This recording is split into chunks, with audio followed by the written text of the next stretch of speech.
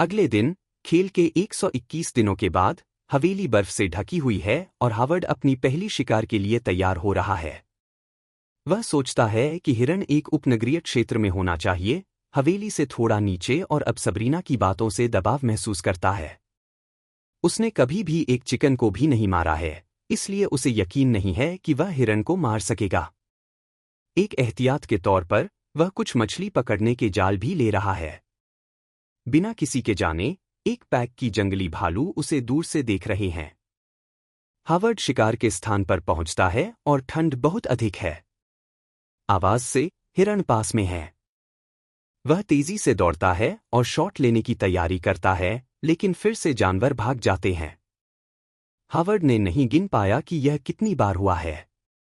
हर बार जब वह जानवरों को पास में सुनता है, तो दौड़ता है और उनका पता खो देता है। वह सबरीना की बातों को याद करता है, जैसे कि वे उसके सभी चालों को जानते हैं और वह बस समय बर्बाद कर रहा है। शिकार से थक कर, वह एक नदी की ओर जाता है ताकि मछली पकड़ सके। तूफान के कारण धाराएं तेज हैं, लेकिन उसे खाने की आवश्यकता है। वह जाल डालता है और धाराएं जाल को खींचती हैं। वह कसकर पकड़ता है क्योंकि यह उसका एकमात्र जाल है और वह इसे खोने का जोखिम नहीं। और वह कसकर पकड़ने की कोशिश करता है क्योंकि यह उसका एकमात्र जाल है और वह इसे खोने का जोखिम नहीं उठा सकता। अचानक, जाल जोर से खींचा जाता है और वह उसे पकड़ नहीं पाता। हावर्ड नदी के बीच में खींचा जाता है और ठंडे पानी में गिर जाता है। नायक ठंडे पानी से कांपते हुए बाहर निकलता है और केवल यही सोचता है कि उसे घर लौटना है और ठंड से मरने से पहले गर्म होना है। लेकिन वह सामने एक हिरन देखता है और छिप जाता है ताकि उसे कोई न देखे। उसे यकीन नहीं होता कि यह वही मौका है जिसकी उसे जरूरत थी। वह राइफल खोजने की कोशिश करता है लेकिन नहीं मिलती, इसलिए उसे शॉटगन से काम चलाना पड़ेगा। वह जानवर पर निशाना साधता है और गोली चलाने से पहले गहरी सांस लेता है, लेकिन जब वह गोली चलाता है तो रिकॉइल उम्मीद से ज्यादा जोरदार होता है और उसके चेहरे पर लग जाता है। गोली हिरन के पास के पेड़ को लगती है और हिरन भाग जाता है। अब, लगभग जम जाने के अलावा, उसने अपना चेहरा भी चोटिल कर लिया है। इतने सारे संसाधन खोने और घायल होने के बाद वह सोचता है कि क्या वह भूख से मर जाएगा। उसी समय वह एक आवाज सुनता है और पीछे मुड़ता है।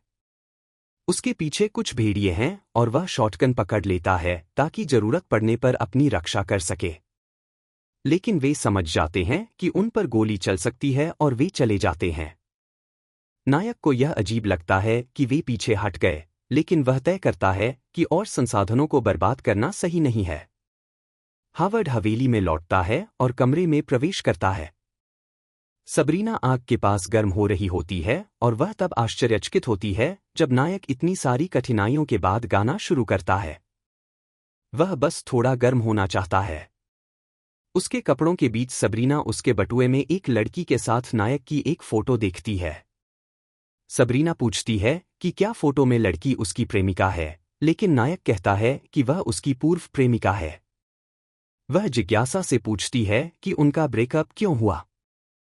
वह बताता है कि वह परिवार चाहता था लेकिन लड़की इसके लिए तैयार नहीं थी। फिर सबरीना पूछती है कि क्या सब कुछ खत्म होने से पहले उसके जीवन में कोई था। सबरीना कहती है हाँ, उसका प्रेमी MIT का डॉक्टर था और एक बड़ी कंपनी का प्रमुख था। हावर्ड को आश्चर्य होता है कि इतना प्रतिभाशाली आदमी इतनी खराब पसंद कैसे कर सकता है। इस बार वह नाराज हो जाती है और पूछती है कि वह उसके बारे में ऐसा कैसे कह सकता है। वह चुप रह जाता है और उसे एहसास होता है कि वह रूड हो गई थी और माफी मांगती है। अगले दिन, नायक फिर से हिरन की तलाश में जाता है, लेकिन वह सिर्फ उन्हें दूर से देख पाता है। जब भी वह पास जाने की कोशिश करता है, वे गायब हो जाते हैं। उसकी कठिनाइयों को समझा जा सकता है। एक तो उसके पास एक छोटा हथियार है और उसने अपनी जिंदगी में कभी असली बंदूक नहीं पकड़ी थी। वह कोशिश करता रहता है लेकिन सफलता नहीं मिलती। कई दिन बीत जाते हैं और कम से कम सबरीना उससे अब ज्यादा बात करती है। वह भी यह नहीं कहती कि वह शिकार से खाली हाथ लौट आया। लड़की हर दिन कमजोर होती जा रही है और उसकी चोट में भी कोई सुधार नहीं हो रहा। हावर्ड उसे बताता है कि उसने भूखे जानवरों को फंसाने के लिए कुछ स्टेक्स और पत्तियों का जाल लगाया है। सबरीना कहती है कि यह जोखिम भरा था क्योंकि वह पहले से ही इतनी देर भूखा रहने के कारण बहुत कमजोर हो गया था। और वास्तव में, उसके अनुसार, यह जाल तय करेगा कि वे जिंदा रहेंगे या नहीं। अगली सुबह नायक जाल की जांच करने जाता है, लेकिन दुर्भाग्य से यह खाली होता है। लेकिन एक कोने में उसे स्टेक्स पर खून के कुछ बूंदें दिखाई देती हैं और वह उनके निशान का पीछा करता है। दौड़ते हुए वह प्रार्थना करता है कि हिरण मर गया हो, उसे सख्त कुछ खाने की जरूरत है। हावर्ड निशानों का पीछा करते हुए एक खुली जगह पर पहुंचता है और महसूस करता है कि वह बहुत देर कर चुका है। भेड़िए उस जानवर का मांस खा रहे हैं जो जाल में फंसा था। निराश होकर वह शॉटगन उठाता है और भेड़ियों पर गोली चलाना शुरू कर देता है, लेकिन कोई भी गोली नहीं लगती। भेड़िए मांस लेकर भाग जाते हैं। नायक बर्फ में घुटनों के बल गिर जाता है। भले ही वह जानता है कि वह एक खेल में है, वह असफल होने की निराशा को रोक नहीं सकता और निराशा में चिल्लाने लगता है।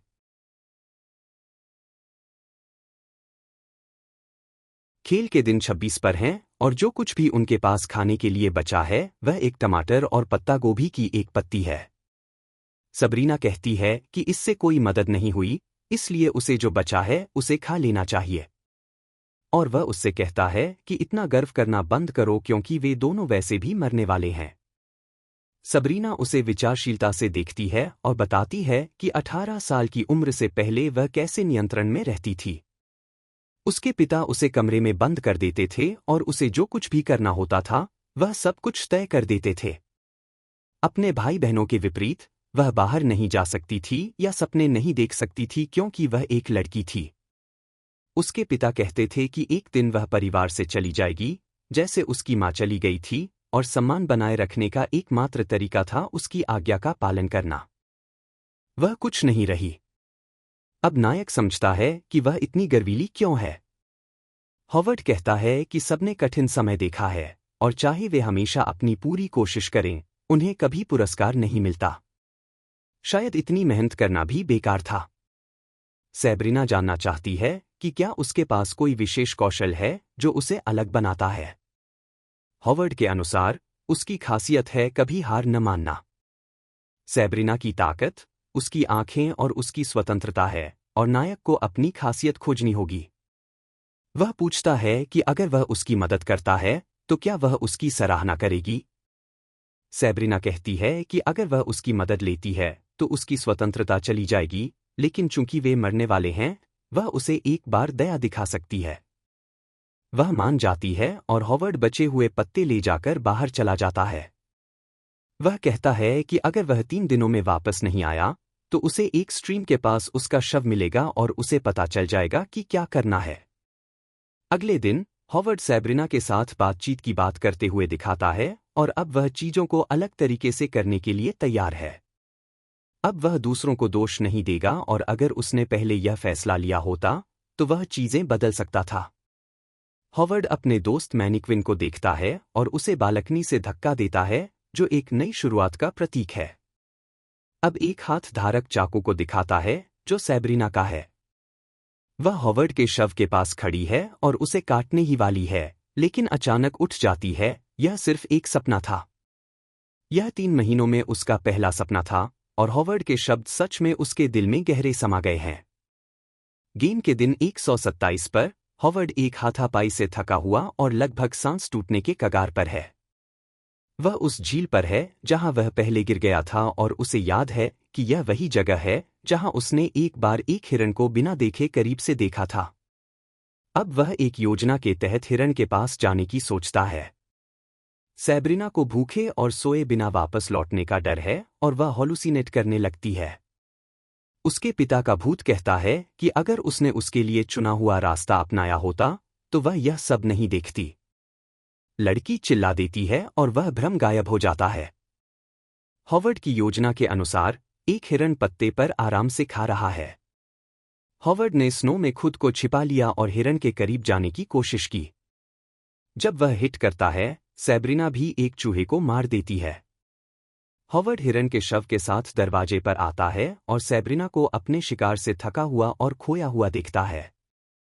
सैब्रिना उसकी मदद करने की कोशिश करती है और उसे गर्म पानी में डालती है, जबकि वह बेहोश है। हॉवर्ड सैब्रिना से पूछता है कि क्या उसने उसकी कड़ी मेहनत को स्वीकार किया है। सैब्रिना कहती है कि वह अद्भुत है और उनकी सराहना करती है। वह हंसता है और खुश हो जाता है। 1 महीना बीत गया है और सैब्रिना और हॉवर्ड एक कपल बन गए हैं।